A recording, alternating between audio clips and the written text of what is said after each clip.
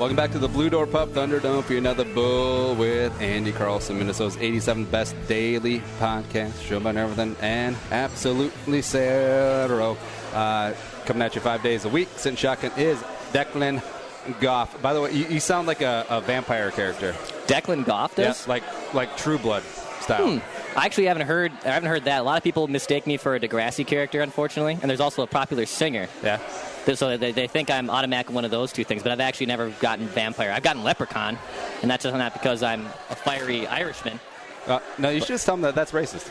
Yeah, I don't agree with it. Yeah. I'm just saying that's what people have called me. But the vampire one's a first. I actually have fake teeth that are kind of fangy, so I guess that maybe I should use that to my advantage. All right, so why do you have the fake teeth? When I was in 4th grade, instead of falling on my hands in a game of basketball, I fell on my face and broke the front 4 teeth out on my top jaw, and I got caps on, so they're not actual implants, but I had caps on the first 4 front of my teeth. And it was 3 days before camping for a week when I was in 4th grade. It was miserable, but actually it turned out to be a blessing in disguise. My mom said it actually made my teeth look better. Yeah. So it worked out, even though it hurt like heck, and it was a traumatizing incident.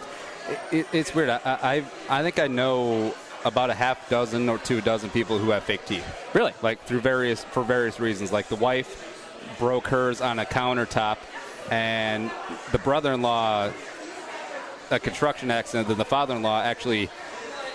I don't think I've told the story on this podcast. Nice. But, so the father-in-law came along on my bachelor party up here in the Twin Cities, and it was a whole day affair. You know, we went to Twins game, went out drinking downtown and whatnot. And my father-in-law, I love him to death. He's a very prideful man, especially when it comes to consumption. And then he was trying to drink with guys half of his age and twice his weight. And we were waiting in line for one of the bars, and that movable fence that they have. Yeah, just the fence, and then they move for crowd control and whatnot. Yeah. And my father-in-law always stands with his hands in his pockets, just for some reason. Yeah, that's a thing. And then all of a sudden, we're waiting in line, and bam, we hear the fence go over, and we're like, what asshole knocked over the fence? And then I see my father-in-law face down with his hands in his pockets. Was he passed out? No, he was fine. He just chipped up the first 4 teeth of his. Oh. Yeah. And this was 3 weeks before the wedding. Yeah. Did the caps come and say that, did he get teeth in time for the big day? They did not come in time, but they filed him down so he didn't look like a white fang on there. Sure. Yeah. Gotcha. Yeah, I actually have a permanent baby tooth too. So I mean, I have weird oral fixations, if that's a thing. I'm sure that helps with the ladies. Yeah. But Declan Goff, GoMN Sports. Follow him on Twitter at Dex Tweets. And also, hey, so we're talking about all this teeth stuff, and it would be good if I had a teeth sponsor, except I don't. I have a laser hair removal sponsor, Mill City Laser, right up here in beautiful Northeast Minneapolis. And they're right next to a great restaurant. I can't remember what it is. I think it's a Mexican place. I can't remember the name, but whatever. And ladies, if you're tired of shaving, men, if you're tired of... manscaping? Manscaping's the right word. Yeah, let's go laser. Let's go with some technology. They got state-of-the-art, and the prices are lower than their competition. Hit them up. Schedule a free online video consultation, millcitylaser.com. All right, so Declan, glad to have you on. I enjoy talking to younger people in this market who are hustling, working their way off, because... you see all the people on ESPN and Fox Sports, well, formerly of ESPN and Fox Sports, but they're, especially the old people, are deep in their careers, late 40s, early 50s, and then they always talk about, man, we were all interns at the Washington Post, and we all shared a 6-bedroom apartment, and we ate peanut butter and jelly, and it was great, and then John got rickets at one time, and he couldn't go to the doctor, but he still had to work. Yeah, I always love stories of people that are pursuing their passions, because the 9-to-5 job will always be there. You can always go out and be a latex salesman. I've thought about it already. At 24 even, I've already thought about it. You're too young for the Seinfeld reference.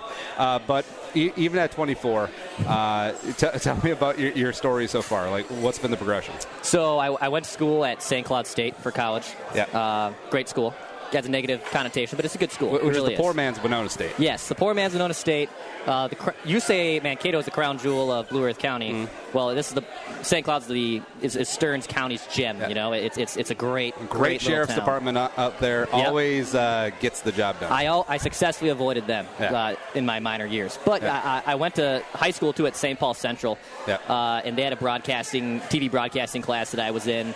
I went to St. Cloud, thought I wanted to do TV. I went to one general meeting in the first week, and I was completely turned off by television's kind of aura, and it wasn't necessarily TV. It was just like the people that were running the television station, and they just gave me a bad vibe. So I went down to the college radio station and like immediately got my feet wet in there. I started like doing music DJ training just so I could learn how to push the buttons on their board. But then once the sports season kind of started picking up, obviously hockey at St. Cloud's the biggest thing, being D1. So I started running the board for hockey games, and then I called baseball games and softball games. After my freshman year, I went to the St. Paul Saints. Did you have a like FM DJ voice?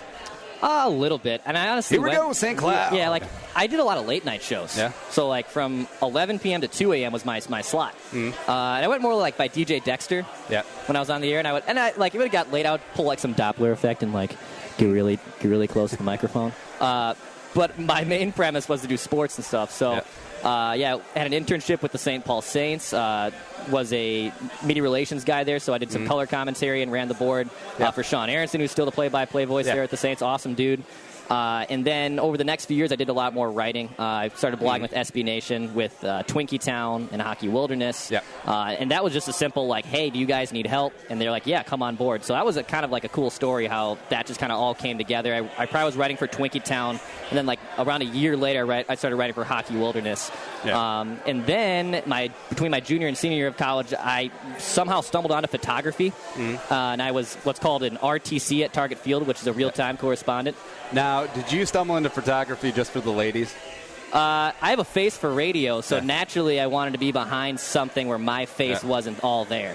Because I feel like every dude photographer actually isn't artistic. He just wants to see naked chicks. I don't fault a guy for thinking like that. Like, hey, Ashley, how about we take the top up?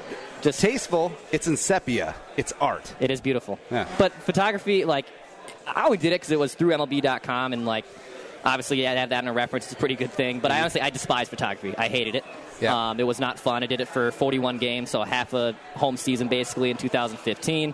I graduated in December of that year, and then about 3 months on the unemployment mark, I got a job at GoMN, which was formerly Bring Me the News. And then the same week, I also got a job at 1500. So I was actually exchanging emails with both people simultaneously, and it was I had to finagle my way. I'm like, oh, I'm a free agent. I can jump on board with you guys. So I was with 1500 for over a year, and then I left 1500 in April of this year just because GoMN kind of gave me some more hours to work with, and I was covering Vikings games and Twins games and Wild games and stuff. So it was just more of a I wanted to give Go kind of my undivided attention, and with 1500 it was just limited experiences. However, I mean, I got to produce Mackie and Judd as like the backup guy, so I mean, and that was awesome. Like, I loved every second. I think that probably gave me like an eye-opening thing of like what I wanted to do was probably to like produce a sports talk show, or obviously be a host of it one day. But it definitely, I think, laid the like groundwork of all right, I think I can do this if it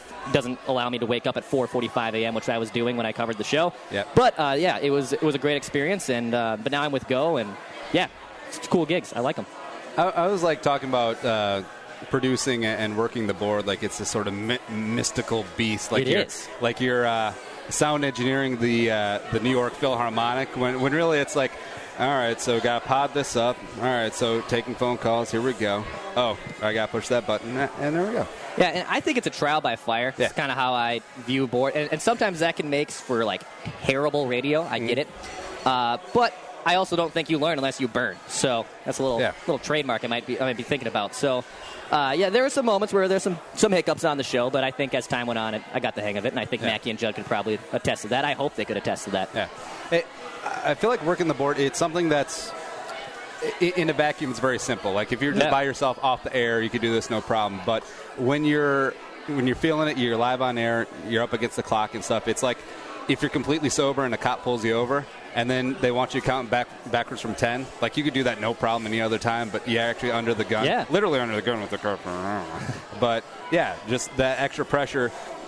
some people sink, some people swim. Yeah, exactly. And, I mean, there were some lot of fun moments, like when Tracy Claeys and the Gopher football boycott was going on. We had Jerry Kill on the show, so I was running the board for that. So, like, and I try to think ahead. I'm always thinking ahead, and sometimes gets me, like, in trouble because I'm always, like, fast-paced. And probably the biggest thing that people have always told me, whether it's in my career or with the ladies or in my life, is slow down, like, take your time.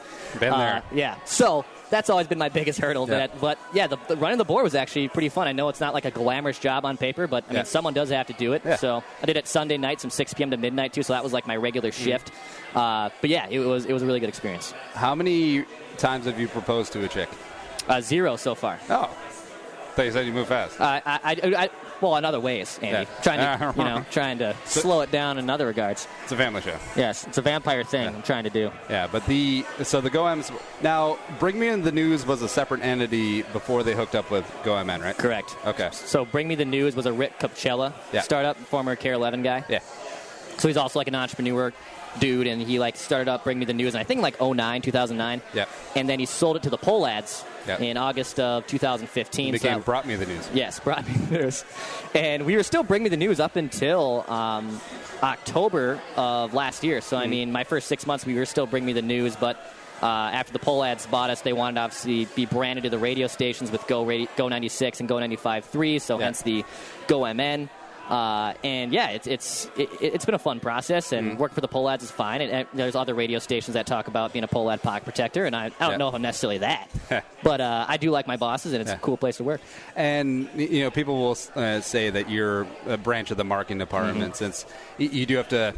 You can't have like a flamethrowing expose unless you're already putting in your 2 weeks sort of deal. But I think there is a way to deliver good content without seeming like a toady or just being like having the Pohlads hand up your ass and working like a puppet. Like, I think the writers for Vikings.com, I think, do a good job of that. Yeah, they do. And I think with Go, I mean, we really kind of dumb it down. And, like, we're not going to write a 1,000-word recap on why Byron Buxton can't hit a fastball. Like, we're going to give you 200 words. Here's why he hasn't been hitting well. Here's what he can do to get better. I mean, we want to write in conversational language. So, I mean, and I love reading, all over the place and finding, sabermetrics and that kind of stuff. But that is not really like our crowd. Our target audience is also predominantly female too. Yeah. So, like, naturally we have a smaller audience with males that do connect with sports. So we kind of just write really conversationally and straight to the point. Like, we're not going to give you a big recap of the Vikings game. Here's what the score was. Here was the big play. Here's how many yards. When's the next game?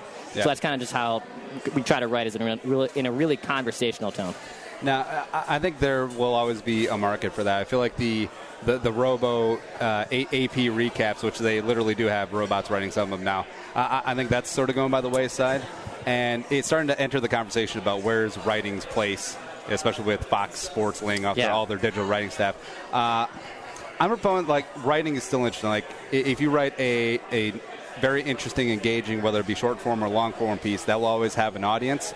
But I feel like right now there's a really big oversaturation of writing, and SB Nation, absolutely not knocking them at all, right? Because it gives people other options as opposed to the more traditional brick and mortar places. But also, as you're widening the writer pool, not all of those are going to be 11s out of 10, if you know what I mean. Yeah, and I liked SB Nation a lot, but I mean it made me write way too much, I think. It gave me my first platform, which was awesome.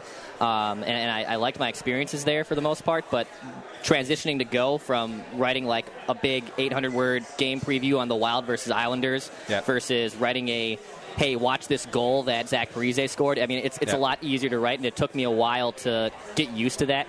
And get used to just really concise and straight to the point kind of things instead of setting up like literally a play-by-play on pass-to-pass and what started the breakout and this and that. And like you said, there's definitely a market for that, and there's readers that like that kind of stuff. But I know what you mean. I mean, some people like really drag out SB Nation and the Bleacher Reports for like employing the nerd in his mom's basement, writing up all these sports stories. And I get it. Some of those guys exist, but a lot of those guys, I mean, are hardworking dudes that do it on the side and still make time for the site. 52 reasons why I'm still a virgin. Right.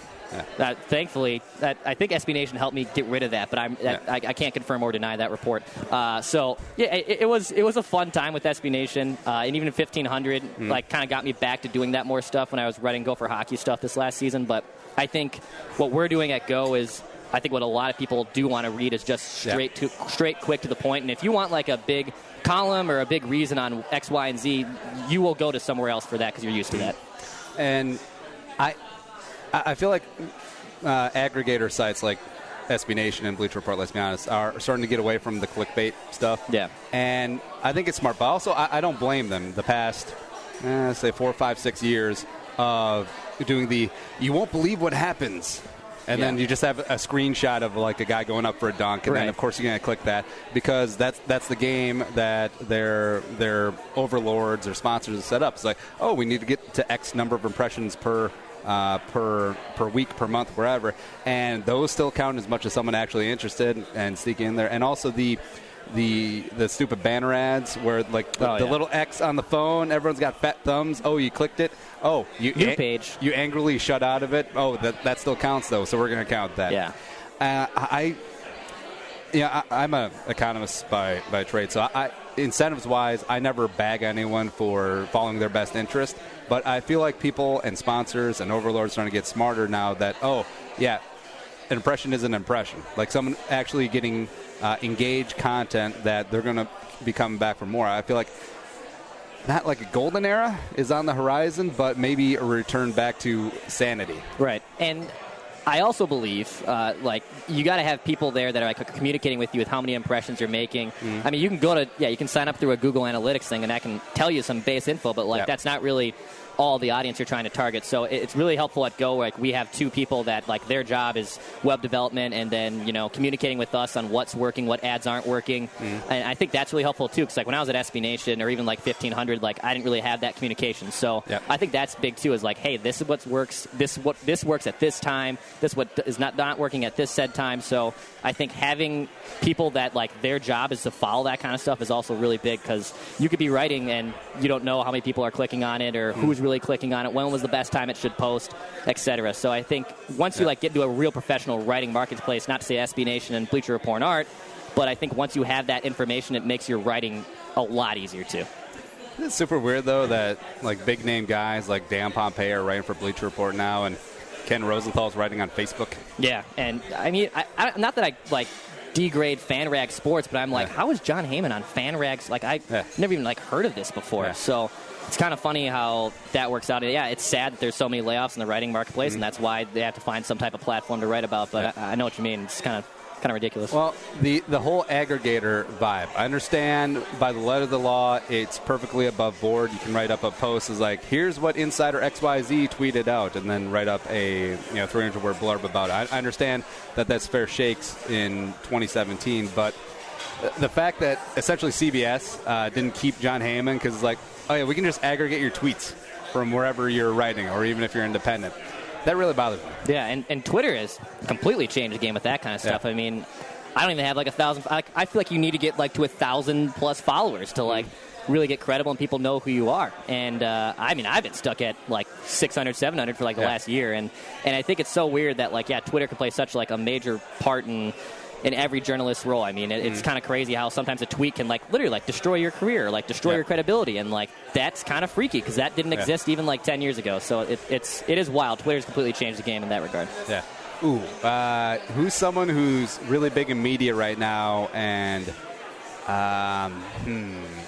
so Skip Bayless. Yeah. All right. So is Skip Bayless just randomly in a drunken stupor, even though I know he doesn't drink, and then just drops an N-bomb at like 12:45 on a Saturday night? It's over. It's finito. Yeah. It's done. He'd be finished. And that guy says ridiculous things, but at the same time, like that guy has a platform and like an audience that I think anyone would kill to have. And I think that's something that is also underrated about Skip. Yes, he says some crazy things just to say it, but hey, if you had that audience, I think you would also dabble into that marketplace a little bit too. I feel, I don't know, because I have a tough time bringing my head around this, because I feel like to make your way in any form of media, you want to be the guy who people feel strongly about one way or the other. Either they love you or they hate you. Think of Rush Limbaugh. Think of Howard Stern. Think of Skip Bayless. Think of, well, Oprah's a bad example. Everyone loves Oprah. So she's an Colin Cowherd, one of those guys. But I don't know. I don't like people not liking me. That's a hard thing to do. I mean, and I think there is like some moments where like I get kind of weird vibes if I'm like in a locker room and it's like, who is this? First off, I look like I'm 18. Yeah. Like I'm 24 years old and I look young as hell. So naturally, I mean, I have a baby face, but like you definitely like people look at you. Like, but hey, like, you what do are you have doing? the Chris Griffin goatee going on. Yeah, I do. I tried to shave it off a little bit today right before the show because, if we're on a podcast, I actually have to look good. So. Oh, if you shave the goatee, you would look like Eric Trump with the hair.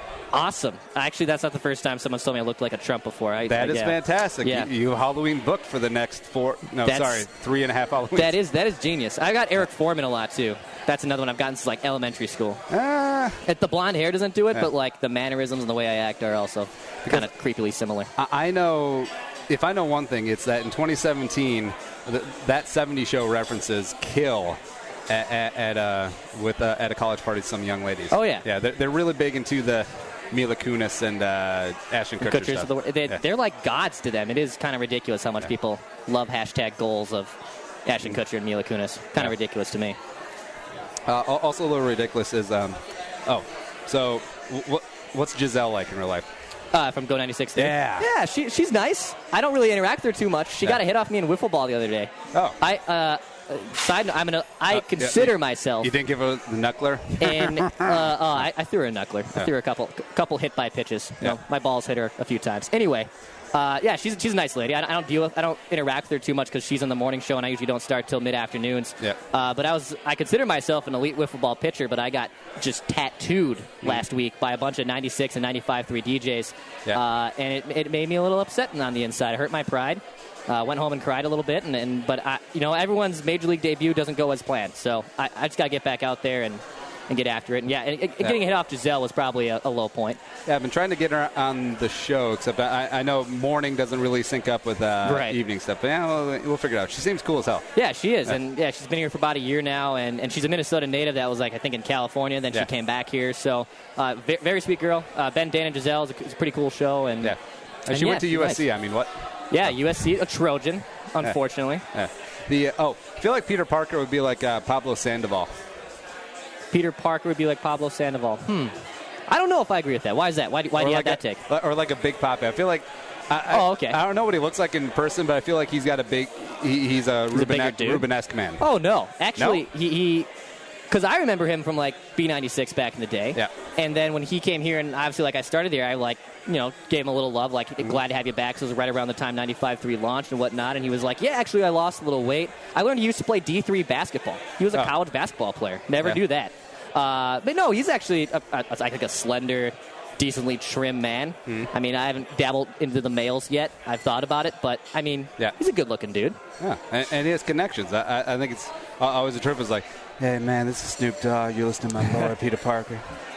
And you can tell that's like legit recorded, not like TMZ as he's walking on Mr. Chow. Yeah, I mean he's got connections kind of all over the place, and 95.3 has been pretty awesome because I love hip hop, and when we were deprived of it for like 8 years with no hip hop station in town, it was a little ridiculous. So it's a cool place. It's an awesome place. Yeah. Now I understand that they're your employers, but I feel like so I'll say first. I feel like Go963 and Go953 add something music-wise since they are independent. They can play local artists. They can play throwback stuff because I like hearing, especially on 963, you can hear like local stuff, and then also you can hear like all of a sudden like an old school Weezer song. Yeah. I mean, it's really cool as opposed to. Well, now I've tread lately. Some stations have to play top 40 hits and then recycle it through. And I feel like I've heard that. Why is there so many rap songs now where the rappers have to simulate a Machine Gun song by trilling their tongue like I can't do it? Yeah. What the hell? When did that become a thing? I think that is another maybe millennial post that we're waiting to see. Millennials are killing rap songs with machine guns with their tongues. Don't they know that automatic weapons are illegal in this country? It's a little ridiculous. But with like the independent stuff, it's pretty neat we can do that stuff. Yeah, we don't have corporate radio. Obviously that we have our program directors and our COO kind of help us dictate what we want to hear. But like you said, I mean, you might hear a Green Day song from like the late 90s, and then you'll hear a new song that's local and stuff, and that's pretty awesome. And when 95.3 launched, and that was right around the time I graduated. I was like, I think this is where I want to start. Yeah. And I don't really see myself. I've only gone like 95.3 once in my life. Like I don't ever go on air on those two stations. But at the same time, I think that would be like a cool thing to start doing is like talking a little basketball. Because like Peter Parker and Augie 5000 are like huge basketball heads. So I think that's honestly an area like we can slowly cross over. The rap DJs into basketball. Yeah, crazy, right? Yeah. Absolutely nutty. Yeah. I also love that you guys play Brother Ali. No one else does that. Yeah, I mean, you can find even like Greaves. I mean, even if you're in like a lot of other rhyme sayers, not just like ones that a lot of people know, like there's a lot of artists that 95.3 will play that, I mean, not even like the current will play or even as often as the current plays. So I think that's honestly neat that we're doing something that, and that's kind of a thing that's been like ingrained in all of our heads. We're doing things that other people aren't. And like, it gets a little like, okay, we get it. But at the same time, I mean, you break it down, it's honestly really cool that they're able to do all those kind of things. Do you have a Jared Goff jersey? No, and a lot of people have asked me if I'm related to him. Yeah. Funny story, one of my best friends, she was on Tinder, and she sends me a screenshot of this guy and goes, "Are you related to him?" Yeah. It was Jared Goff on Tinder. And I was like, "No, but did you tell me you swiped right? And she was like, "No, actually I swiped left." And I was like, "Do you know who you just like unswiped?" And this was like a year before the draft, I think. Maybe like 9 months or so before the draft. I was like, that dude's going to be like the #1 pick in the NFL draft next season. Even though he's garbage. And she was like, "Are you serious?" And then it turned out he was like in town for like a Vikings workout. So he was like doing workouts with other teams and whatnot. She's passed on like $1 million terrible quarterback. So it's kind of sad. But see, I'm surprised that she passed because, I mean, Goff's like 6'4", California, blonde, dreamboat sort of guy. I don't think she realized that. Yeah. I think she probably thought she was just like some Augustana, like second-string QB that's getting a look at like tight end for the Vikings. Well, she didn't realize it. Like, what's your friend's standard? I feel like that's impossibly high enough. Yeah, she likes crappy hockey players, so I think that's where she wasn't. She hasn't stooped to crappy football players, or if that's an upgrade. I'm really not too sure what goes about a backup quarterback versus like a fourth-line grinder. See, Jared Goff now. Give me Phil Kessel's little brother. All right. Oh, he's 280 pounds. I'm still in. Yeah, exactly. So it makes sense. Now, backing up to St. Cloud, is it weird having going to a school where it's a D1 hockey program but like D3 everything else? Yeah, so it is kind of weird. I mean, the women, the men's hockey team are D1, and then everything else is Division II. I mean, their baseball and football teams were all right. Their football team made a pretty serious run to like the D2 national championship like 3 years ago. We went to Missouri and then lost to like Northwest Missouri State and like made a road trip out there. We called the game, and it was like being in like Tuscaloosa for like D2 football. Like their Applebee's is just like painted with like all these Northwest Missouri things. They shoot off a cannon like it's like the Tampa Bay Stadium every time they score a touchdown. We got walloped, but it was fun, kind of like covering a D2 sport just because it doesn't have like the hype and like the media's not obviously like crazy up in St. Cloud. Like you kind of get access to a lot of that stuff. Like I called a lot of baseball games and I covered like an invitational in Tucson, Arizona. So I was like able to like go free with the team. And in return, I just had to call 6 baseball games in Tucson heat and 100-degree weather. But for a free vacation, not too bad. So now, I mean, it was pretty neat. Does Todd Bauman, when he shows up, does he just get carried around on a litter? I never saw Todd Bauman there, but one of my favorite St. Cloud moment or things inside any building is in Hollenbeck Hall where like the basketball court is. The only framed jersey there is a Todd Bauman Vikings jersey. It's the only one right by the underneath the concession stand. It's not like high. It's like ground level. And it's a Vikings jersey of Bauman, who is probably one of St. Cloud's proudest alumni, even though he's made some questionable decisions off the field. But a lot of football players do. My favorite Todd Bauman moment, I think, was like one of the first Vikings games I ever watched. So like probably 2000, 2001. There's my age. And he was like 5th. I think it was against the Pittsburgh Steelers. And he was like 10 yards past the line of scrimmage, and he still like tried to throw a forward pass. It's like it's like stood out to me. Like it still stands out to me today because I'm like, this dude seriously just try. Even at me like 9 years old, I was like, did this guy just seriously try to pass the ball like 8 yards past the line of scrimmage? That's definitely the favorite Bauman moment. Yeah. There's not many. I don't know. Yeah, I think that is sort of peak Bauman. Yeah, peak Bauman right there. Yeah. Although I do respect him because he had the same face mask as me because he did. It's not a traditional quarterback face mask. It's the one that has the 3 bars in the center. Sure. Yeah. I don't know why. I'm a big face mask guy. I played offensive guard, but I got cut after day 1. So you? No, I never played football. Yeah, all right. I love telling people that, and that's usually the reaction I get. Well, high school's weird because you will get a guy your size, especially in small town football. Oh, God. Yeah. Like 9-man or like small? Yeah. Well, my hometown, we played Class A, and a town of like 2,000 people. It's like, hey, you're a guy, right? Yeah. You can walk, right? Yeah. Are you on team? That, I mean, and a lot of private schools in town, I mean, they don't like cut people for like, and that's maybe like a new thing that like is really sad. Like people, we've like hit to the point where like it's emotionally scarring to like cut a kid from a team, and like, but that's like part of sports. Like that's what happens. Like I was like Ralph Cox cut from my soccer team in like 7th grade. Like my first actual tryout of a soccer team, like I was sat down and like I was told I was the last player cut. I think he did it to like make me a better person, but it was kind of scarring at the moment, but I think it made me a better person. Well, no, even if you don't improve as a player, it gives you that little fire in the belly. It's like everyone should experience a little rejection or a little failure. It's like, well, I guess that wasn't good enough. I'm either going to bust my ass to try and rectify this, or I'll move on to the next thing, because maybe this is my thing. Yeah. And I think that's an important lesson for kids, too. Yeah, and it also made me realize that soccer is really stupid. So, I mean, no, I'm just kidding. I actually like soccer. But playing it, I was like, I can't play this anymore. And then I tried it, baseball, which I kind of failed miserably, but at least I enjoyed the game playing it. Because they'll have like basketball where it'll be equal time for all the kids. They each have to play a quarter. And most places phase that out by like 6th or 7th grade. Some places will run up all the way to 8th grade. So then you'll have like a 5'2" kid named Schwartz who's asthmatic and weighs about 90 pounds soaking wet. And he's like, I'm pretty good on my 8th grade team. I'm going to play some high school ball. Maybe I'll skip to the NBA after a year playing in China. I don't really know. I can play the floor. I can hold things down on the block. Yeah, I mean, I used to come off the bench and play basketball. Yeah. And my dad, like, sat me down one time, like, hours before a game, was like, if I go to one more of your basketball games, I will get arrested, and I can no longer go. Yeah. Because, like, you get, growing up in the inner city, you go to an inner city game, and it's at max fire capacity, and everyone thinks like their kid's the next like legit superstar. Yeah. So it's it can be a little intimidating as like a 9-year-old scrawny kid just wanting to play basketball, and here I am thinking like I'm about to go to the NBA. It's kind of ridiculous. Random basketball stories. So AAU and pace setters and whatnot. I think it was either 5th or 6th grade, and I wasn't the best basketball player in the world, but we had like 15 kids on our team, and pace setters was coming up, and it was like, all right, so I think I can sneak in the 8th spot, because usually teams bring like 8-9 guys on these things. It's like, all right, cool, and I'll be the backup wing. They already got a backup point guard and a post player, so I call up the coaches, and by coach I mean one of the players' dads, right? It's like, hey, all right, so you guys need 8th man, so can I come to the pace setter thing? He's like, now we're going with 7. I'm like, you asshole. And then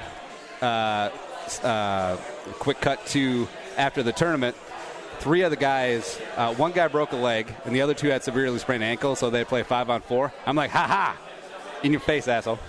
Did you get in? Oh, no, I didn't go. You didn't go. You didn't go. He said, no, we're good with 7 guys. Yeah. Oh, that's like a Thibs rotation's nightmare. I mean, that's what's the most scary thing about the Timberwolves. Is like Thibs rolls out 7-8 guys. If one of those guys gets hurt, it's like, crap.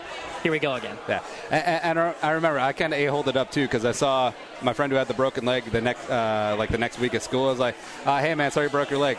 Good. That's it. Yeah. That's all I needed to hear. Thanks, buddy. Yeah. We're still friends now. Yeah. Really new. That's random. So what sports did you play growing up? I played soccer, baseball, and basketball and track and field. What'd you do in track? 400 meter. That's one. That is the biggest bitch. Yeah, it sucks. I mean, I wasn't. Oh, did you do the 4x4 too? No. Okay, sometimes, but usually not. Yeah. But like, I thought I was fast enough to the 100. Can't.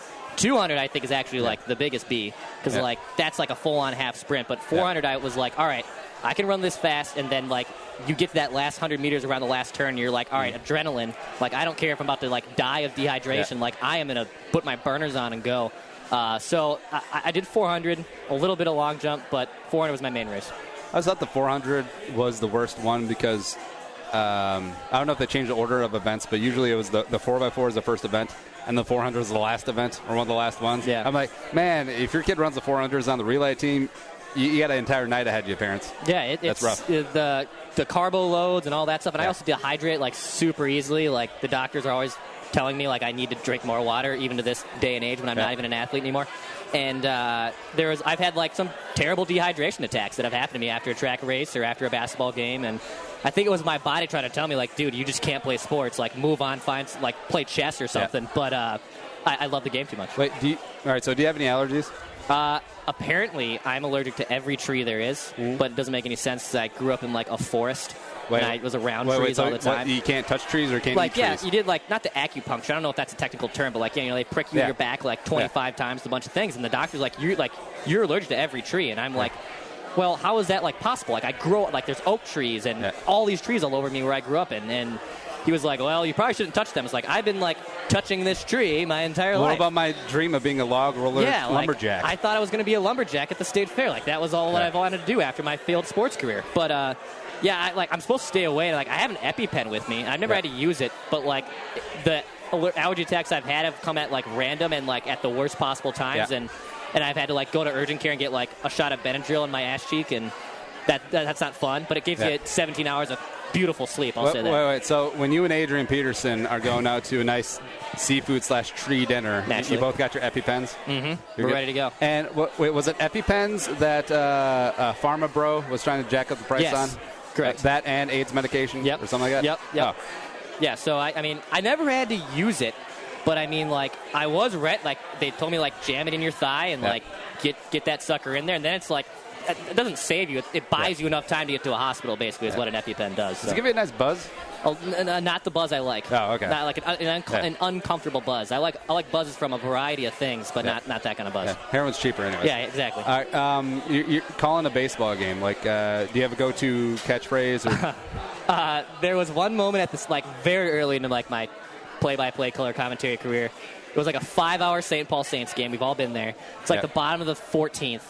And we hit a walk-off bomb, and Sean has this great call, and I think Adam Frost, who was a mainstay with the Saints, is rounding second or third, and in the microphone I just yell I'll take that, and it became this thing with the Saints ownership, where I'd walk into the office and it was Mr. I'll take that, is here comes Mr. I'll take that, and it's something that Sean actually, who I still am in contact with, still teases me to this day about his Mr. I'll take that. So I did that, but I don't think I necessarily did it enough where I had a catchphrase, but it was fun calling. That was a peaceful Zen mode for me. I just loved it.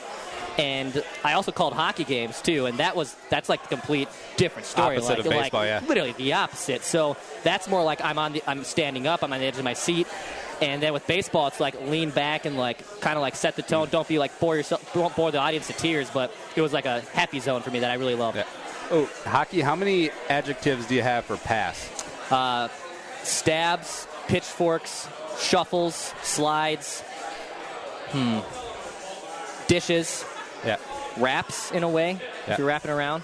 The adjective game is basically it, especially in hockey, because there's only so many times you can say, passes, waffle board away and stuff, you want to go Doc Emmerich. But, calling hockey games was, probably the funnest thing I did in college. Yeah.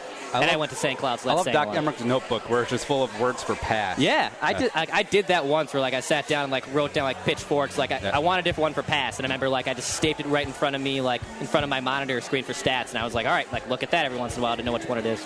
All right, we got some deliciousness delivered to us here at the Blue Door Pub. We're back with more Boo and Andy Carlson on a Tuesday.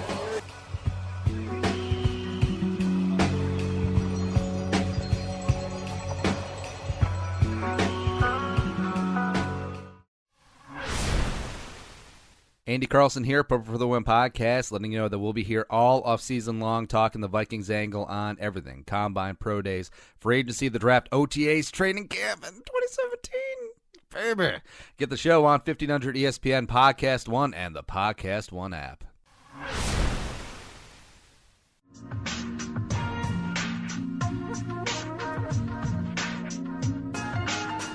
Come back into the Blue Door Pub Studios, and right now the El Guapo Blue Sea. That's right. Come down and get it, gringo. Here's what it is: stuffed with cheddar, and it's got avocado sour cream. It's got shredded lettuce. It's got queso fresco, which is like sour cream. That's right. Yeah. Pico de gallo and their house-made taco sauce. The Blue Sea of the moment. Come on down. Get it all three Twin Cities locations: St. Paul, the OG, Longfellow, and University on Como, thebdp.com. Declan, you had the Cajun? I had the Cajun. It's my go-to at any Blue Door location. It's all three of them, but it is the most superior burger here, in my opinion. Of course, I had my plain patty with an egg and bacon because I have a weight loss bet going for camp. Good for you. I'm going to make it. I think it's going to be pretty easy because I'm used to dramatic weight loss, because I used to wrestle and stuff. Okay. Yeah.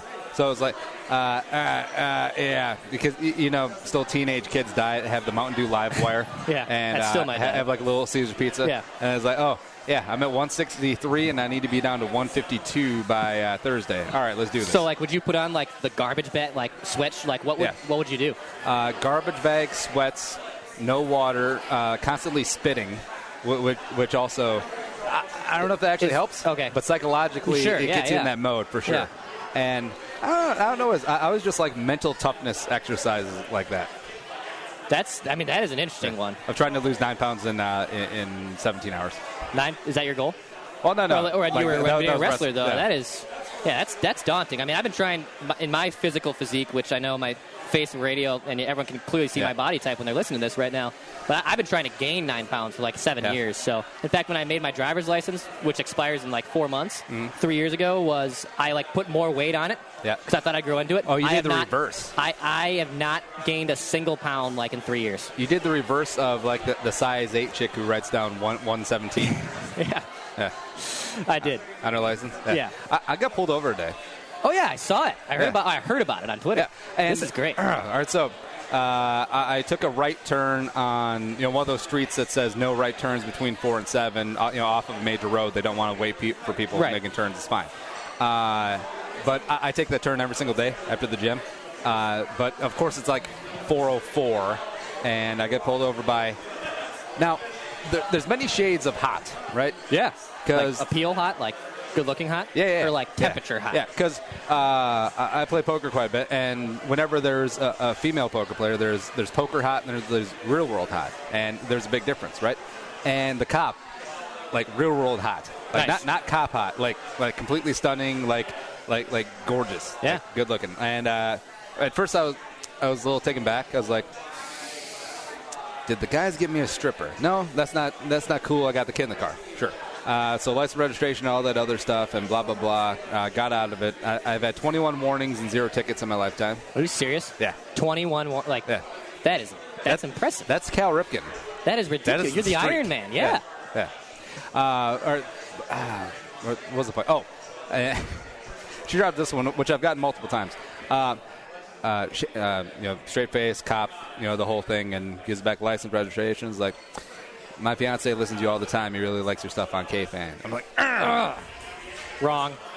I'm not even on 1500. I'm like an internet entity. Yeah. But that's the third or fourth time that I've gotten that. It's like, oh, we really love your show on K-Fan. It's like, nah. Not that one. Now, I surmise what it is. It's not so much a backhanded compliment as a K-Fan in this market has sort of become synonymous with sports talk. Yeah. Where, like, Jell-O becomes all gelatin. So, like, if you get the store brand gelatin and make it, someone's like, oh, you brought Jell-O. Right. And if you have just any sports talk in this market, they're like, oh, you got K-Fan. Yeah, it's always like, and I don't mean in a bad way, but everyone was always like, oh, how's K-Fan going? It's like, I don't work there. I work at KSTP. I work at 1500. Yeah. And that's what I say, like 1500 ESPN. So like when I tell people I work, oh, he works for ESPN. It's like, well, I don't work for ESPN. Did you get laid off in the ESPN layoffs? Yeah, I was like, no, like I quit on my own terms, but. That was always like but at the same time it's an easier one to say. 'Cause it's like I work for 1500, and everyone's like, well, to a person that doesn't know radio or sports, like what the heck is that? And I was like, is that what you get per month? That seems kind of low. I'd wish it was what I get. No, but when you say like ESPN, it's like, oh my god, you work for ESPN. It's only gotten me where I'd need to be in a bedroom like once in my life. So yeah. Oh, there you go. Yeah. Drop the 4 letters on her.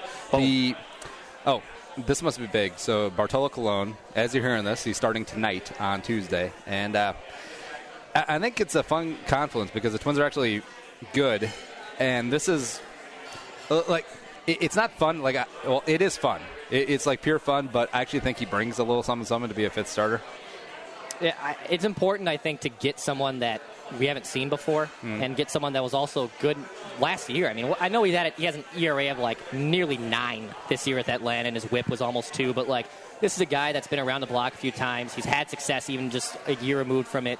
It's probably a good sign that they went out and got him because, I mean, if not, it was just going to be the same dudes they've been trekking out from the minor leagues, and I'd rather take a flyer on someone from free agency that has a reputation of being good instead of someone that's an unknown and or just a basically a future pitcher for the St. Paul Saints, and I don't mean that in a disregard of the Saints, but you eat that Mark Hamburger. Yeah, you may as well try and get someone that has a little bit of a name, and I think it was a good move. Everyone still says, like, why don't you go out and make a trade for a big name now? It's like, well, why? Like, that's not how this works. Like, and it's like, oh, pull ads are being cheap. It's like, again, wrong. Like, that doesn't make any lick of sense right now in the middle of July. Well, it's sort of like in my Viking sphere when free agency opened, everyone's like, let's go get Andrew Whitworth and Ricky Wagner, the two big name tackles. Like, well, they have to want to come here. Yeah, for what they're offering too. And yeah, sure, money does talk to a degree, but at the same time, like, not everyone just wants. No one. That doesn't mean they want to come to Minnesota. Yeah. Thank God it's a closed stadium. Or like, hey, let's trade Teddy for 2 first-round picks. No one's going to do that right now. No one. Yeah, and that is another funny one because, like, it's like, oh, they didn't pick up his 5th-year option. Teddy's going to totally spin us in this year 4, and then he's going to get a big market deal by someone else. I'm like, do you realize that, like, no team, let alone even the Vikings, might not even give a guy who just had a catastrophic knee injury like a multi-million-dollar contract? Like, you're crazy. I will say, though, even if Teddy doesn't play down this year, but if he's able to be active after his time on the pup or week 6 or whatever, I think he'll get some dough, just because of the demand at the quarterback position. I mean, look at the money Mike Glennon got, or 2 years ago Brock Osweiler. Like, it might be like a shorter term 1 or 2 year prove it deal, but it'll have some zeros behind it. Sure. And I think, like, not my worst fear, but also, like, something I do want to see is, like, it's going to be like week 10 and the Vikings are 9-1, right? And then Bradford finally shoulder gives out after mini sacks. And then Teddy comes in and still leads us to the play. Like, that, I think that has, like, all the recipe for, like, a Vikings season of it. Like, such a Vikings season in a nutshell. Like, starting quarterback leads in the 9-1 record, goes down with injury. Backup comes back and, like, still leads the Vikings to the promised land. Like, I think that could be a very realistic Vikings thing to happen. Ooh, this would be my favorite scenario. So Bradford plays well, like he did last year for the first 4 games. Gets hurt. Teddy's on the pup. He's got 2 more games to go before he can come back. Case Keenum steps in and is good enough to keep Teddy on the bench. Like, he's still Case Keenum, right? But the Vikings end up like 9-7, 10-6, maybe sneaking the playoffs, losing the wild card, and then you have the 3-horse race. Oh yeah. Well, and then it's the conversation all offseason. Well, we should have given it to Teddy in Week 5 when Bradford went down instead of Case Keenum. It's like, well, if we got to the playoffs, I mean, it's kind of hard to just assume you're automatically going to get past the wild card game. But I know what you're saying. That would make it even more fun to, like, have, even if, like, Taylor Heineke got like a start, even if he's going to make the roster, which doesn't look like he will. But even if that happened, it would be amazing. Oh. No, it'd be amazing because I think the only quarterback under contract for next year is actually Keenum, because I think he signed a 2-year deal. Yeah, or a 1-year deal with a team option or whatever. That's amazing. It would be awesome. I'll go with that. Yeah. Do you think you can win a Super Bowl, Sam Bradford? I'm sorry? Do you think you could win a Super Bowl, Sam Bradford? Not like you, but like an NFL football team. Me and Sam are going to win a Super Bowl next year. I think you can win a Super Bowl, Sam Bradford. Yeah. I think he's a competent quarterback. I think when you put him in the right system, you can win a Super Bowl with him. Now, can he, like, win you a Super Bowl on his arm, like, solely? No. I don't think Bradford does not have the ability to make up for a bad defense or a bad running game or a shaky offensive line, which the Vikings had 2 out of those 3 things last year. But I do think if you put him in the right situation, yes, he can be very successful. I mean, look at a lot of quarterbacks right now. I mean, I know Russell Wilson gets a lot of love, and hey, I would kill to have Russell Wilson, but he doesn't, like, jump out to me as, like, a guy that you can win a Super Bowl solely on his arm. If they didn't have that defense, they didn't have the running game, I think that Seattle team is still a good team, but they're not the Super Bowl contenders that they've been for the last few years. So I think with Bradford, you put him in the right situation, I think you can absolutely win a Super Bowl with him. Would you rather have Bradford or Flacco?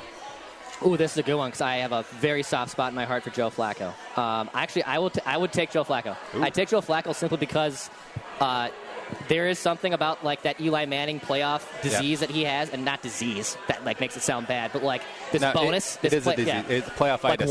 Like this one-up playoff bonus that he gets that he just plays out of his mind, and he did carry the Ravens to the Super Bowl that year on his arm, and. Yeah, actually, I would take Joe Flacco over Sam Bradford. And he's been terrible ever since. Yeah, he's been awful. And he's been, like, the highest, like, probably isn't he, like, the highest paid quarterback? Not anymore. He was for a while, then Luck and Derek Carr got paid, et cetera. So yeah, but I think I would take Joe Flacco. Take Bradford or Kirk Cousins? Bradford. I don't see the hype with Kirk Cousins. I know he's a stat stuffer, and, hey, you got to respect a guy who puts up 5,000 yards like he did, but I don't. Like, really? Like, this is the guy that you really think can win a Super Bowl? I don't see it. I think Cousins is very specifically a Shanahan guy. So right. Since they didn't get a long-term deal done after the franchise tag deadline, I think him going to San Francisco is a fait accompli. And there's just certain quarterbacks who are true system quarterbacks. Yeah. I know you can say, "Oh, every quarterback's system quarterback." Shut up. Joe Montana's not a system quarterback, but I think Kirk Cousins, what Shanahan is. Yeah, I think that's fair. Yeah, I don't see nothing jumps out to me about Cousins' game, and not to say you can make this. You could make the same argument for Bradford. I mean, yeah, he's got a big arm, but there isn't like necessarily a whole lot of like eye sexy tests that you get when you watch Sam Bradford scramble around the pocket or bounce around the pocket to make a throw. He doesn't. It's not like anything that's worthwhile. Over under 0.5 starts this year for Teddy. I will say under. I think my perfect scenario is like Sam Bradford starts all 16 games and leads us to the playoffs. So I don't think Bridgewater touches the ball. Yeah. Maybe some garbage time fourth quarter after he's off the pup list. But not a start. I do not see him making a start. Oh yeah. I brought 0.5. Then Michael Floyd was like, "Oh shit." Kombucha. Yeah. What's your take on that whole thing? Do you actually believe him? Because I think we proved it's physically impossible to blow a 0.5. You would have to drink, right? Like somewhere near 100 kombucha teas or something. No, we did the math. If you got the strongest on the market kombucha, which is 0.5% alcohol, you'd have to drink 3 gallons an hour. And I don't mean any bad way, but that is a dude that could probably drink 3 gallons in an hour. At the same time, I don't know how I take it. He may have made a mistake here and there. His regimen of his house arrest was insane, and rightfully so. But getting breathalyzed every day for 3 months at 2, 3, 4, 5, and 6, that would suck. You have to wake up every hour and take a breathalyzer test. I liked Mike Zimmer's take. If you said I'm lying, I'll cut you. And I think that's probably the right mindset to have. Is if you are lying to us, you're gone. Well, he's 100% lying. Yeah. And the Vikings only backed his play because the legal counsel is like, well, we do have it at our facility, and we did push it on him. Yeah. But going back to, I feel like if the judge had been in a mood that day, he found out his wife was banging some young DA who's better looking version of him. Me. And then he gave Floyd his full 92 or 96 days on his house arrest, wherever he had left.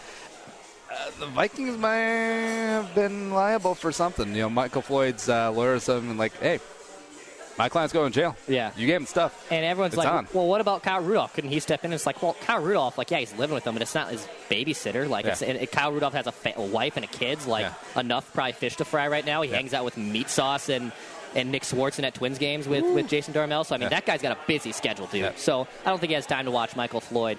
It's a little...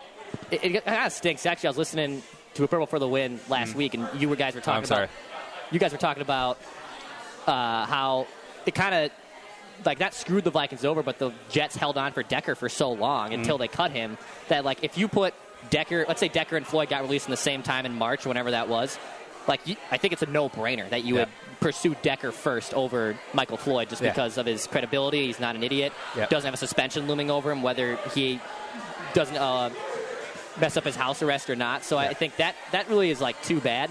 And I don't fault the Vikings for not going after Decker after he was released, because at that point, you're going to roll with 6, 7 receivers. You're going to have to inactivate, have one of those inactive for games and stuff. So, and I'm a big believer. I think Laquan Treadwell bounces back this year, and now he'll have to. Now he physically has to. So I think the Vikings, Michael Floyd gives them a better option at wide receiver and makes them a better team, but I don't think the Vikings aren't going to lose or win games without Michael Floyd. Yeah. I think that's how I look at it. He's given his 4-game suspension for his extreme DUI. Extreme, 0.3, almost a 0.3. Yeah, sleep behind the wheel. That's nuts. And also, I think the commissioner's going to tag him again for the breaking his house arrest. That's automatic 8 games, so it's going to be, and it's on top of, so it's 12 games. And I think it'd be smart because that'll give him 3 months and some change to actually get his stuff together. And I understand it's walking a very sensitive line here about is he an alcoholic? Is he not? Even if he is a true alcoholic, at some point he has to get his stuff together. Right. At some point he has to admit, hey, I got a problem. This has caused issues with me in my professional and personal life, so it's time for me to man up and get the help that I need. Now, it's not a... I understand some people can't function without a drink, but even they get help. Right. And even they can get better. Yeah, and I think he needs – it probably might be a look in the mirror kind of thing, like, all right, I got to take a year off of football. Yeah. Clearly, if I'm going to be suspended for 75% of the league or the year, maybe it just makes sense right now to walk away from the game, get himself in the rehab. It's not like he'd be dogging the Vikings by walking away and going to rehab. He probably would be cheered and applauded by that. So I think it's for him, he's got to have, like, I'm not a Jesus guy, but like a come to Jesus like moment where he has to like look in the mirror and realize like this is bigger than the game of football. This is bigger than anything else. I got to take the time to get myself healthy and put myself in a better position because maybe he turns his life around. He's 28 right now. Maybe even might be like 26. Like he still has good years of football ahead of him. So if that means he takes a year off, he has to take a year off. And I actually dug into this a little bit. Like the similarities between his situation and Chris Carter's are kind of eerily similar. Where the Vikings, when they pick up Carter, they didn't need him. They had two great receivers, Anthony Carter, the forgotten Carter, and Hassan Jones. And just like now, you got Diggs, you got Thielen, hopefully Treadwell. And Vikings don't necessarily need a wide receiver now, but if he steps up or the Vikings have an injury and he comes up after 12 games and can provide something, it'll be good for all parties involved. Yeah, and even I've heard some people compare it to. It's similar to like when they got Jared Allen. Like Jared Allen had some DUI problems in Kansas City, and they didn't want to deal with that at all. They shipped him off to Minnesota, and he revitalized his career, or at least turned his career around from off-the-field incidents. I mean, he's still an elite defensive player when he's with Kansas City. Different situations, no doubt. But I think he has the tools to figure out his life and hopefully put his career in the right direction. I spent a lot of time in Kansas City. My uncle lives down there. It's like, there's only one thing to do in Kansas City, and that's drink. Nice. It's so damn hot and humid, and you're like, it's kind of like in here right now since the air conditioning is out at this location. But it's like, I got the vapors. It's a hot night in Savannah. And, I can understand why Jared Allen was on sauce a little bit. Yeah, that makes perfect amount of sense. Also, Jared Allen, give me your top 3 Minnesota athletes you would want to party with. I want to party with? Yeah. Ooh. But you include hockey, include baseball, whatever. Karl-Anthony Towns. Is he 21? Shit. I think so. I think he's 21. Yeah. I don't care. We've all dabbled in that. I want to party with Towns. I think Towns is just a cool dude. I think he's honestly like one of the most awesome sports personalities out there. I think he has a good head on his shoulders. Now, is he going to go out and get plastered? I don't know. That doesn't fit party criteria. Right. Like he'd probably leave at 7:30. He'd have a couple Coors Lights and be like, go home and play FIFA. Who would I want to really throw down? I guess throw down and I think Brian Dozier probably throws down. Yeah. I've seen Instagram photos of him out with people I know. Yeah. So he goes out. Yeah.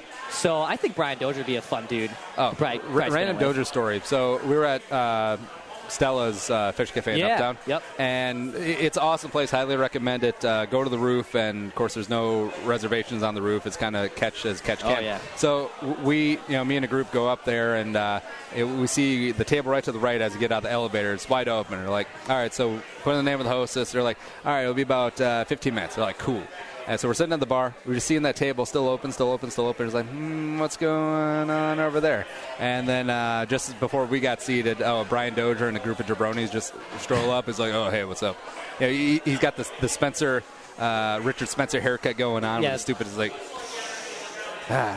no reservations unless you're a Twins player. That's when they were really shitty too. Yeah, that's when they were probably bad. Yeah. So it was almost insulting that he got the table over you a little bit. It's like you're not even winning, man. Yeah, that's unfortunate. Yeah. What other players would I like to throw down with? This is a great question. Honestly, I haven't ever sat down and actually thought about this. I'm trying to think wild players. I think Matt Dumba probably throws down. I've actually seen that guy at the bar too. Yeah. That's another guy I've seen at the bar. So I think I'm just going off suspicion and whatnot, but I think Matt Dumba would be a decent dude to party with. And I'll go one more. I'll give 3. So I got Dozier, Dumba, and my third player I would like to party with. Who would that be? I'm stalling right now. I feel like Captain Munderland would be a good one. Captain would be a good one. Would have been a good one. Would have been a good one, right? Or Jared back in the day. All right. How about, because he's a Minnesota native and he's just a country boy, how about Cole Aldrich?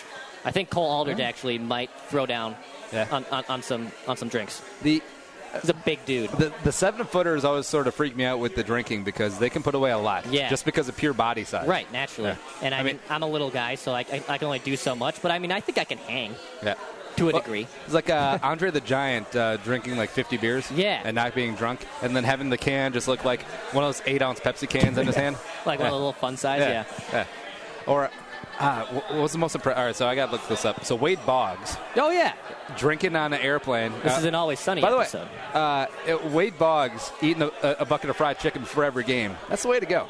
That's greasy fingers. That's kind of a ballsy move for a baseball player, but I respect it. Yeah, plus that's OG eating chicken in the locker room before the later Red Sox and the Cowboy Up guys. And, with the Wade Boggs drinking thing's a classic Always Sunny in Philadelphia episode if you're a fan of that show. How many beers did he drink on that plane? Or allegedly drunk on that plane? I was it like 72? What my way? Is it 52? Well, I mean, at some point, you would just be pissing the entire flight, right? Yeah, you'd have to get up and go to the bathroom a lot. Yeah. And it probably wasn't even that long of a flight.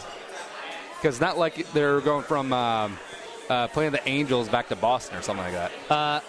107 beers is what I got. I say bull. Bull? I say bull. That would, like I said, first off, don't they have to, stop serving you on an airplane? Like, do they even have 50 beers on stop? Imagine it was a commercial. It was a team charter. I guess. So they're like, fine. Yeah. But that's a ridiculous amount of booze. And also, is it like an elevation? Isn't it like when you get more elevated, like you get drunker? Yeah. Like my friends, when they go to, I have a friend that lives in Denver, and he has 2 or 3 beers, and sometimes he feels he's hammered. Yeah. For the elevation. So I think that would play a factor into drinking a beer on an airplane. Yeah. Because you eventually would get drunker, or I would assume they'd have to cut you off, even if it's a charter flight. Well, I wonder if it affects it because the cabin's pressurized. So I don't know if it does or not. Not a scientist. Yeah. Don't know the pressurization, but that could be a secret. Maybe that's a secret of getting drunk. You need to pressurize your house to a certain level, and you just will never get drunk. But I mean, at some point, if you're the staff on there, and you usually get tipped out by the players on a chartered flight, at some point at beer 45, you're like, all right, let's see how far you got. I mean, we're over Davenport, Iowa right now. Yeah, let's see how high I can run up. I'm nearly 2 cases of beer in. I may as well just keep it going. Well, see, and then I want the pilot to have cardiac arrest, so Wade Boggs has to land that plane like in Flight. That would be amazing. Yeah. You seen Flight? I haven't seen Flight. That's good. All right, so drunken Denzel has to land a plane upside down. Yeah, I've heard of it. Yeah. I haven't saw it, but that was recent, right? That was within the last few years. Yeah, something Flight. like that. Yeah. I've heard of it. Never saw it though. Yeah. But I respect it. Some hot Wade Boggs talk. I didn't anticipate talking Wade Boggs in the program, but at the same time, I think we were just talking. I just watched an Always Sunny episode 3 days ago, and I remember talking about then. Yeah. So it's weird how Wade Boggs has been a topic of conversation with me twice over the last 72 hours. So I probably mentioned his name twice in the last 24 years. Nice. All right, so some rapid fire Minnesota sports. We'll get you out of here. All right. Twins will make the playoffs this year. No. How far do the Wild get in the playoffs? They have the power to go to at least the second round. Is that an answer to the question? Will they ever make the conference finals in the next 5 years? Yes. Ooh. Will they make the Stanley Cup final in the next 5 years? Yes. Oh, and hockey fans, listen how I said final instead of finals. I'm a refined man who doesn't care about hockey. Do the Wolves make the playoffs this year? Yes. Are they above the 6th seed? No.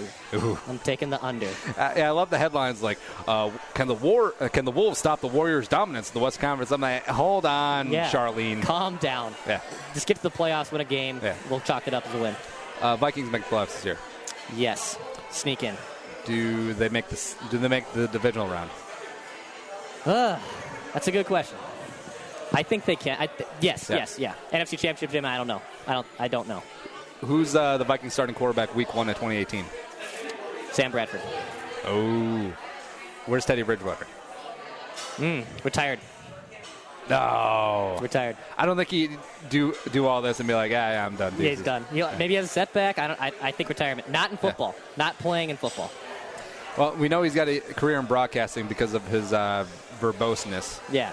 So, I mean, he might be a broadcaster, like an analyst or something. Yeah. Oh, I coined a new term for whenever Teddy does an interview, the humble mumble. Humble mumble. Yeah, that's all. He probably won't be made available in Mankato this year, will he? It would be awkward if he isn't.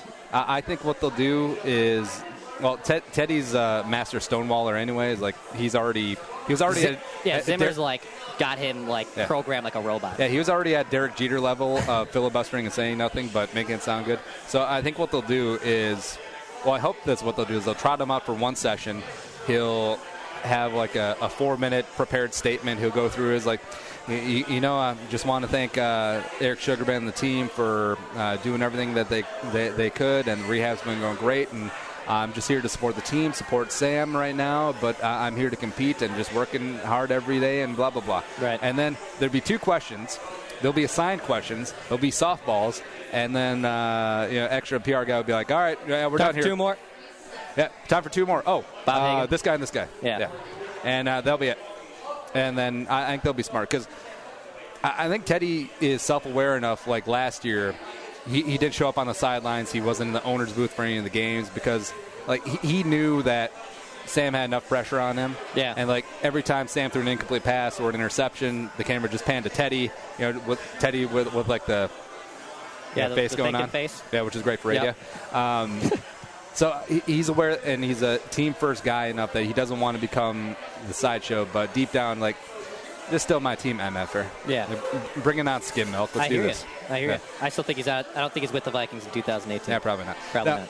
Go back to Miami, take over for Tannehill. That'd be neat. And then he'll make the Hall of Fame. And then the Vikings fans will be like, you know, it could have been.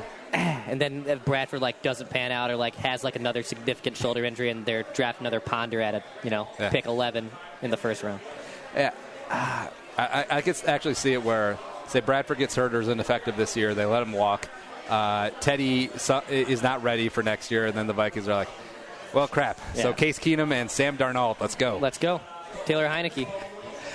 Resurrection. What's the long-term plan for you? Give me the short term, and give me the 25 years from now term.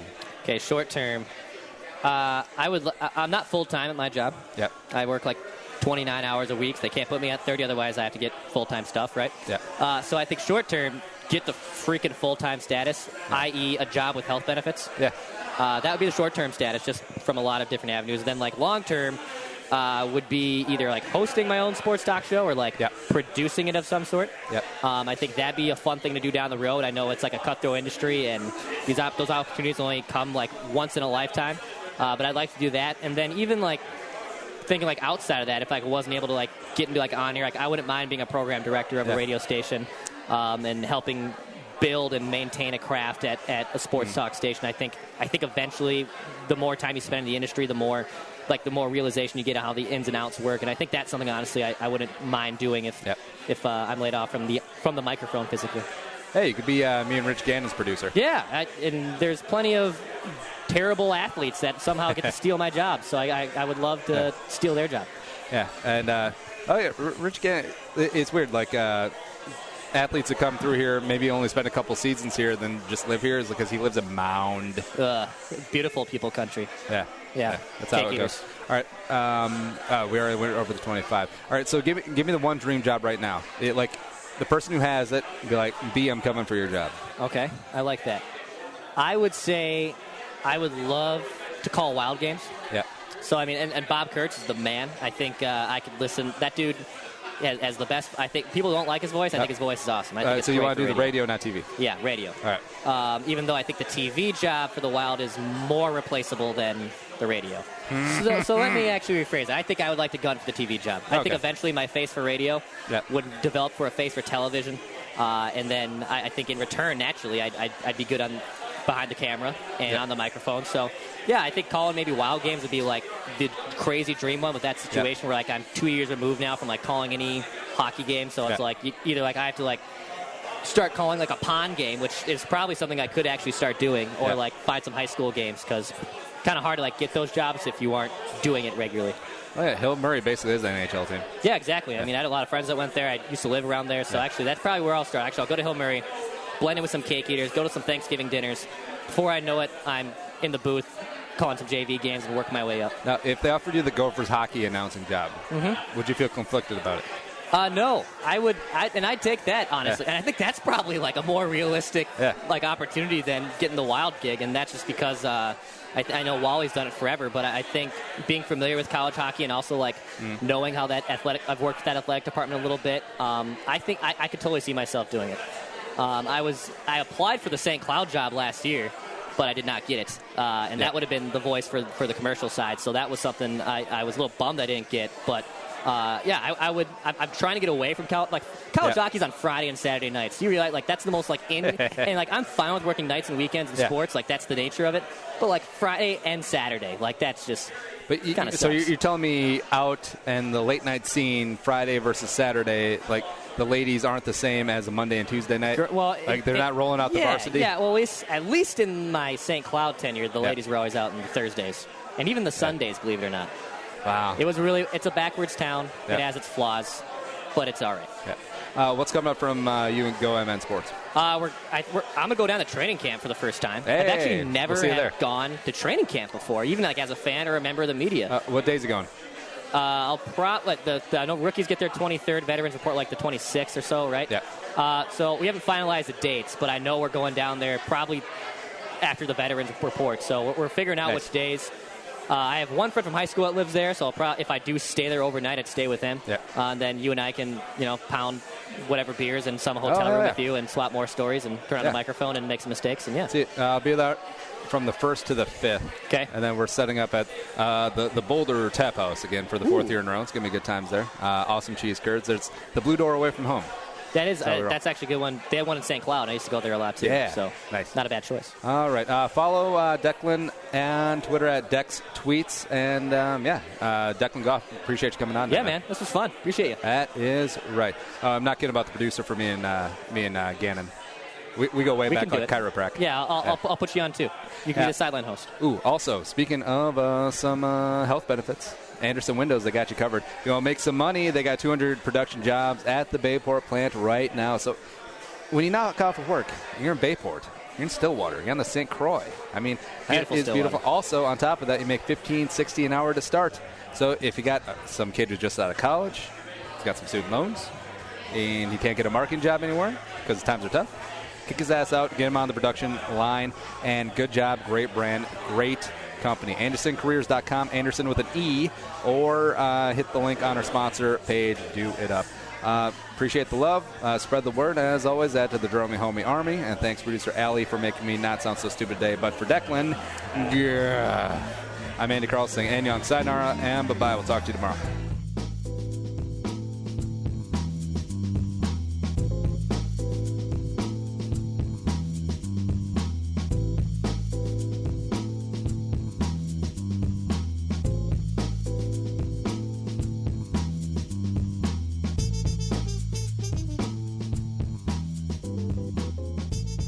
Thanks for listening to Bowl with Andy Carlson, Minnesota's 87th best daily podcast.